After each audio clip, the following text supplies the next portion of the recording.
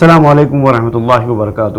الحمدللہ رب العالمین والصلاة والسلام علی سیدنا مولانا محمد سید الاولین والآخرین وعلی آلہ واصحابہ اجمعین۔ درس فقہ کی آج کی ہماری اس نشست میں ہم پانی کے مسائل پر گفتگو جاری رکھتے ہوئے طہارت سے متعلق بعض اور اہم نکات کا احاطہ کریں گے۔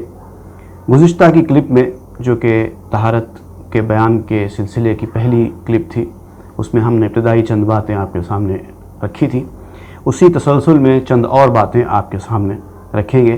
خاص طور سے آپ کو یاد ہوگا کہ گزشتہ کلپ میں ہم نے قلتین کے بارے میں تفصیل سے آپ کو واقف کروایا تھا۔ اب یہ قلتین کا جو پانی ہوتا ہے، اگر اس قلتین کے پانی سے کم پانی میں ذرا سی بھی نجاست گر جائے تو پانی نجس ہو جاتا ہے، جبکہ قلتین سے پانی اگر زیادہ ہو اور اس میں اگر تھوڑی بہت بالکل مختصر خطرے دو خطرے اگر نجاست گرے اور اس سے پانی کی جو صفات ہیں جو گزشتہ کلپ میں ہم نے بیان کی ہیں وہ اگر چینج ہو جائے، متغیر ہو جائے تو پانی نجس ہو جائے گا، اور اگر نہ ہو متغیر، اس میں کوئی فرق نہ پڑے پانی میں، تو اگر آپ اس میں سے تھوڑا پانی نکال کر پھینک دیں اور اتنا پانی ہو کہ پانی نکال کر پھینکنے کے بعد بھی وہ قلتین کی جو مقدار ہے اس کے مطابق پانی رہے، تو اب وہ پانی نجس نہیں ہوگا۔ یہ ایک بہت اہم بات ہے، قلتین کے سلسلے میں وہ یاد رکھنی ہے۔ ایک اور اہم نقطہ ہے طہارت کے سلسلے میں یاد رکھنے کا، وہ ہے کہ نجاست یا پاکی، ان پانی کے ان دونوں صورتوں میں اگر آپ کو ڈاؤٹ ہو، شک ہو کہ پانی نجس ہے یا نجس نہیں ہے، پاک ہے، تو اس سلسلے میں فقہاء نے یہ لکھا ہے کہ شک کی کوئی اہمیت نہیں ہے۔ اسلام میں شک کی کوئی اہمیت نہیں ہے، یقین پر عمل کیا جائے گا۔ جس پر آپ کو یقین ہے آپ اس پر عمل کریں گے، اور اگر پانی آپ کو حاصل ہوا ہے کسی ذریعے سے، اگر آپ کو یہ پتہ ہی نہیں ہے کہ یہ پانی نجس ہے یا پاک ہے، تو یہ پھر آپ کے لیے نجس ہوگا۔ پانی کے پاک ہونے کا آپ کو اطلاع ہونی چاہیے، خبر ہونی چاہیے کہ پانی پاک ہے، تبھی وہ آپ کے لیے قابل استعمال ہوگا۔ وضو کے برتن کے تعلق سے بھی ایک اہم بات ہے جو آپ یاد رکھیے کہ جو برتن عام حالات میں استعمال کے لیے جائز ہے وہی برتن سے آپ وضو کر سکتے ہیں۔ جیسے کہ سونے چاندی کے برتن کے بارے میں فقہاء نے لکھا ہے کہ سونے چاندی کا استعمال برتنوں کے لیے خاص طور سے کسی قیمت پر جائز نہیں ہے۔ سونے یا چاندی کے برتن آپ گھر میں استعمال نہیں کر سکتے۔ سونا چاندی صرف عورتوں کے لیے زینت کی حد تک، زیورات بنانے کی حد تک جائز ہے، گھر کے ساز و سامان سونے یا چاندی کے نہیں ہو سکتے۔ تو اسی طریقے سے اگر سونا یا چاندی کا برتن آپ کے پاس موجود ہے اور آپ اگر اس سے وضو کریں گے تو وضو نہیں ہوگا۔ ہاں، اگر کسی خاص حاجت کے لیے آپ نے ملمہ کیا ہے، سونے کا پانی چڑھایا ہے اور اس کے پیچھے ایک خاص مقصد ہے، تب وہ پھر بھی چاندی کے پانی کا ملمہ کیا ہوا برتن ہو تو پھر بھی وہ کسی اور مقصد کی وجہ سے جائز ہو سکتا ہے۔ کافروں کے رنگے ہوئے کپڑے یا ان کے بنے ہوئے کپڑے یا ان کے استعمال کیے ہوئے کپڑے، یہ سب آپ کے لیے پاک ہیں۔ ہاں، ان کے ہاتھ کا ذبح کیا ہوا جانور آپ کے لیے جائز نہیں ہے۔ فقہاء نے یہ بھی لکھا ہے پانی کے حوالے سے کہ پانی جس برتن میں ہے اس برتن کو ہمیشہ ڈھکا رکھنا چاہیے، کھلا رکھنا صحیح نہیں ہے، اور خاص طور سے اگر پانی قلتین سے کم ہے اور رات بھر کھلے آسمان کے نیچے برتن آپ کا کھلا رہ جائے، پوری رات اگر اسی حالت میں کھلا رہ جائے تو وہ پانی نجس ہو جاتا ہے۔ تو اس لیے خاص طور سے اس بات کا خیال رکھنا چاہیے، دن ہو کہ رات ہو، جہاں تک ہو سکے اس بات کی کوشش کریں کہ جس برتن میں پانی ہے وہ برتن کھلا نہ رہے۔ بیت الخلاء میں داخل ہوتے وقت کے بھی کچھ آداب ہیں، وہ بھی یاد رکھنے کی ضرورت ہے۔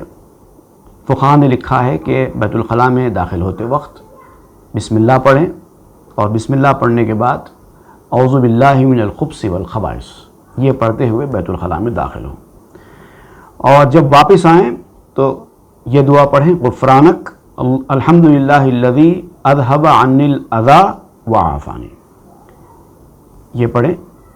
اور بیت الخلاء میں جاتے وقت کے تعلق سے عام طور پر لوگ پوچھتے ہیں کہ پہلے کون سا پاؤں رکھنا چاہیے، تو ایک بات ضرور یاد رکھیے حنفی فقہا یہ کہتے ہیں کہ آپ ایک مقام سے دوسرے مقام تک تب جائیں تو یہ دیکھیں کہ آپ جس مقام کو جا رہے ہیں ان میں افضل کون سا مقام ہے۔ اگر آپ افضل مقام سے کمتر مقام کی طرف جا رہے ہیں تو پہلے بایاں پاؤں رکھا جائے گا، اور اگر کمتر مقام سے افضل مقام کی طرف جا رہے ہیں تو پہلے سیدھا پاؤں رکھا جائے گا۔ تو چونکہ بیت الخلاء افضل مقام نہیں ہے، کمتر مقام ہے، تو آپ جب بیت الخلاء میں جائیں گے تو پہلا آپ کا پاؤں بایاں اندر داخل ہونا چاہیے۔ اسی طریقے سے مسجد میں اگر آپ جا رہے ہیں تو چونکہ مسجد افضل مقام ہے تو لہٰذا مسجد میں جائیں گے تو پہلے دایاں پاؤں یعنی رائٹ لیگ پہلے آپ مسجد میں داخل کریں۔ یہ حنفی۔ اسی طریقے سے مسجد اور بیت الخلاء نہیں، جس مقام پر بھی آپ جائیں افضل اور کمتر مقام کا لحاظ کرتے ہوئے افضل مقام میں داخل ہو رہے ہیں تو پہلے سیدھا پاؤں دایاں پاؤں رکھیں، اور اگر کمتر مقام کی طرف آ رہے ہیں تو پھر پہلے بایاں پاؤں رکھیں۔ لیکن حنبلی فقہا تھوڑا سا الگ مسئلہ بیان کرتے ہیں، وہ کہتے ہیں کہ جہاں بھی آپ جائیں پہلے سیدھا پاؤں ہی پہلے رکھیں گے، دایاں پاؤں ہی پہلے رکھیں گے، سوائے بیت الخلاء کے۔ صرف بیت الخلاء میں داخل ہوتے وقت آپ بایاں پاؤں پہلے رکھیں گے، بیت الخلاء سے نکلتے وقت بھی رائٹ لیگ پہلے رکھیں گے، مسجد میں داخل ہوتے وقت بھی رائٹ لیگ پہلے رکھیں گے، جہاں بھی آپ جائیں گے جہاں سے بھی نکلیں گے رائٹ لیگ ہی پہلے رکھا جائے گا۔ اسی طریقے سے بیت الخلاء میں جاتے وقت کوئی بھی مقدس یا محترم چیز یا کوئی کاغذ وغیرہ اپنے ساتھ نہیں لے جانا چاہیے، اور خاص طور سے اگر اللہ کا نام لکھا ہوا کوئی بھی کاغذ آپ کے ساتھ ہے تو اس کو باہر رکھ کر جائیں، اندر نہ لے جائیں۔ اس طرح سے مقدس چیزوں کا بیت الخلاء میں لے کے جانا مکروہ بتایا گیا ہے، اور قرآن مجید کے تعلق سے تو یہ لکھا گیا ہے کہ قرآن مجید کو بیت الخلاء میں لے جانا حرام ہے۔ اگر کوئی ایسی چیز آپ کے پاس ہے جس کے اوپر اللہ کا نام لکھا ہوا، جیسے بعض لوگ انگوٹھی وغیرہ پر اللہ کا نام کندہ کرا لیتے ہیں، یا کوئی اور پیپر وغیرہ آپ کے پاس ہے جو اللہ کا نام اس کے اوپر لکھا ہوا ہے، مقدس آیتیں وغیرہ لکھی ہوئی ہیں، تو جہاں تک ہو سکے کوشش یہ کریں کہ اس کو باہر رکھ کر لے کے جائیں۔ لیکن کسی ایسے مقام پر آپ گئے ہیں جہاں پر باہر رکھنا ممکن نہیں ہے یا چوری ہو جانے کا ڈر ہے تو آپ اندر ضرور لے جا سکتے ہیں، لیکن جیب میں سے اس چیز کو باہر نہ نکالیں۔ خاص طور سے میں آپ کو موبائل فون کے حوالے سے بھی یہ بات کہوں گا کہ اکثر لوگوں کے موبائل فونز میں قرآن مجید کا ایپ ہوتا ہے۔ اگر آپ کے بھی موبائل میں قرآن مجید کا ایپ ہے تو اگر آپ گھر میں ہیں تو بہتر یہ ہے کہ آپ موبائل بیت الخلاء میں ساتھ نہ لے کے جائیں۔ لیکن اگر کسی اور مقام پر آپ گئے ہوئے ہیں جہاں پر باہر موبائل فون کا رکھنا ٹھیک نہیں ہے، چوری ہو جانے کا ڈر ہے یا کوئی اور خطرہ ہے، تو آپ بیت الخلاء میں لے کے جا سکتے ہیں۔ لیکن ایک بات کا خاص خیال رکھیں، موبائل بیت الخلاء میں لے کے جانے کے بعد موبائل جیب میں سے باہر نہیں نکالنا چاہیے۔ یہ اس کا احترام ہے، اور احترام کا ضرور آپ کو خیال رکھنا چاہیے۔ بیت الخلاء میں بیٹھنے کا بھی اہتمام ہے۔ اس کے بارے میں یہ کہا گیا ہے کہ بیت الخلاء کو اس طرح سے بنایا جانا چاہیے کہ ضرورت سے فارغ ہونے والے کی پشت یا اس کا سامنے کا حصہ، دونوں طرف بھی، پیچھے کا حصہ اور سامنے کا حصہ دونوں بھی قبلے کی طرف نہیں ہونا چاہیے۔ اس انداز سے آپ بیٹھیں۔ حنبلی فقہا یہ کہتے ہیں کہ اگر جنگل وغیرہ میں آپ بیٹھ رہے ہیں، وہاں پر ضرورت سے فارغ ہو رہے ہیں، تو پھر اس بات کا خیال رکھنا آپ کے لیے بہت ضروری ہے۔ پھر بھی واش رومز وغیرہ میں اگر آپ ایسا بیٹھیں گے بھی تو کوئی مسئلہ نہیں ہے۔ اسی طریقے سے کھلے مقام پر جب آپ بیت الخلاء کے لیے بیٹھتے ہیں، ضرورت سے فارغ ہونے کے لیے بیٹھتے ہیں، تو چاند سورج کے مقابلے میں بھی، اس کے اپوزٹ میں بھی نہیں بیٹھنا چاہیے، ہوا کے رخ پر بھی نہیں بیٹھنا چاہیے۔ ایک سائڈ سے ہوا آ رہی ہے اپوزٹ ڈائریکشن میں، تو وہاں پر اگر آپ بیٹھیں گے تو ہو سکتا ہے کہ پیشاب کے خطرے وغیرہ پلٹ کر آپ کی طرف آ جائیں۔ تو اس طرح بہتر یہ ہے کہ ہوا کے رخ پر بھی نہ بیٹھیں، اور بیٹھنے میں بھی اس بات کا خیال رکھیں کہ آپ اونچان سے ڈھلاؤ کی طرف منہ کر کے بیٹھیں، تاکہ ضرورت سے فارغ ہونے کے بعد وہ ڈھلاؤ سے غلاظت، نجاست آپ سے دور چلی جائے۔ اگر آپ چڑھاؤ کی طرف بیٹھیں گے تو پھر بول و براز آپ کا پلٹ کر آپ کی طرف آ سکتا ہے، تو اس لیے اس کا بھی خیال رکھنا چاہیے۔ استنجا کے بارے میں ہم نے گزشتہ کلپ میں بتایا ہے۔ استنجا پتھر یا پانی کے ساتھ طہارت کرنے کو استنجا کہتے ہیں۔ استنجا اگر آپ مٹی یا پتھر سے کر رہے ہیں یا کسی اور چیز سے کر رہے ہیں، ویسے تو اس کے لیے پانی افضل ہے، اور سنت تو یہ ہے کہ دونوں کا استعمال کیا جائے۔ مسنون طریقہ تو یہ ہے کہ پہلے ڈھیلا لیا جائے پھر پانی سے صاف کیا جائے، لیکن دونوں میں سے کوئی ایک بھی آپ استعمال کریں گے تو آپ کی طہارت ہو جاتی ہے۔ اور ان میں بھی پانی زیادہ افضل ہے. لیکن اگر کسی مقام پر ہیں وہاں پر پانی دستیاب نہیں ہے، آپ ڈھیلے یا پتھر سے طہارت کر رہے ہیں، استنجا کر رہے ہیں، تو اس بات کا خیال رکھنا چاہیے کہ کم سے کم 3 ڈھیلے یا کم سے کم 3 پتھر کا استعمال کرنا ضروری ہے. ایک پتھر سے طہارت استنجا نہیں ہوتا. اگر ایک پتھر سے ہی غلاظت پوری طریقے سے پاک ہو جائے تب بھی آپ کو 3 بار کرنا، 3 پتھروں کا استعمال کرنا ضروری ہے. اگر 3 پتھروں سے بھی نجاست دور نہ ہو تو پھر آپ اور زیادہ پتھر اور زیادہ ڈھیلوں کا استعمال کریں، لیکن کم سے کم 3 تو بہرحال ضروری ہے. ہوا خارج ہونے کے بعد، گیس پاس ہونے کے بعد وضو آپ کا ٹوٹ جاتا ہے تو آپ کو وضو کرنا ضروری ہے، لیکن طہارت اس کے لیے ضروری نہیں ہے، بلکہ اس کو مکروہ کہا گیا. اگر آپ صرف ہوا خارج ہونے پر جا کر طہارت کریں گے تو اس کو فقہاء نے مکروہ لکھا ہے، کیونکہ یہ غیر ضروری ہے. وہاں پر آپ کو اس کی ضرورت ہی نہیں تھی اور آپ نے غیر ضروری کیا ہے. کھڑے ہو کر پیشاب کرنے کی اجازت ہے، لیکن یہ اس صورت میں ہے جبکہ بیٹھ کر پیشاب کرنے سے بے ستری ہونے کا ڈر ہے یا چیٹے اچھلنے وغیرہ کا ڈر ہے اور کھڑے ہو کر احتیاط کے ساتھ کیا جا سکتا ہے، تبھی آپ کو کھڑے ہو کر ضرورت سے فارغ ہونے کی اجازت ہے. ورنہ سنت طریقہ، مصنون طریقہ یہ ہے کہ آپ بیٹھ کر ہی ضرورت سے فارغ ہوں.